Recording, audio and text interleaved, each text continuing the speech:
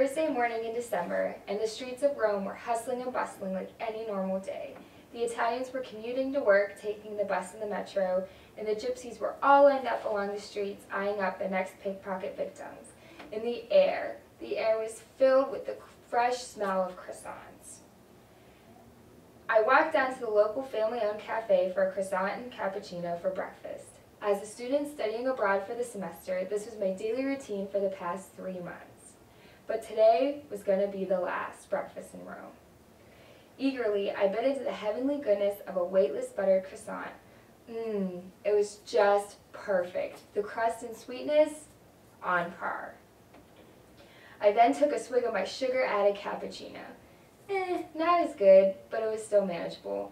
I couldn't wait to get home to have a big cup of fresh brewed coffee.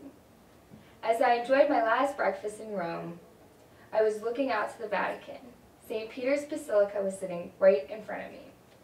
Visiting the Pope every Sunday was not going to be an option anymore.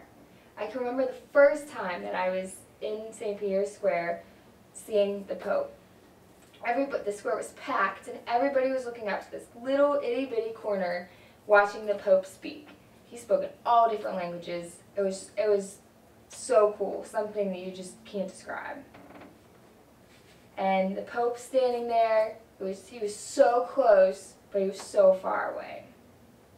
Every word spoken was divine, and the people just cheered and they went nuts. It was so cool. Walking in to see Michelangelo's Sistine Chapel on a regular basis, done. As I walked around the Vatican one last time, I took many pictures, but those pictures don't do justice. You know, the Christianity-filled air, can't get that in a picture. All the people there who were just so humble and happy to be there, you don't get the same vibe. Just imagine pilgrims from all over the world being brought together in one teeny tiny country, the Vatican. As I was sitting there reminiscing about my time in Italy, I had an epiphany. I had to get back to the convent before departure.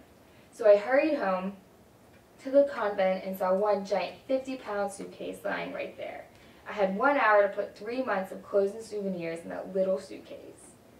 It seemed almost impossible. There were jackets, shoes, Italian soccer jerseys, fresh truffle oil, bocce straight from the chocolate factory, everything you could imagine. As I was frantically packing my bag, all of the items reminded me of the amazing adventures I endured in the past 3 months. My journey soon ended when I closed the suitcase and boarded the plane. I was living the sweet life on the flight back to reality.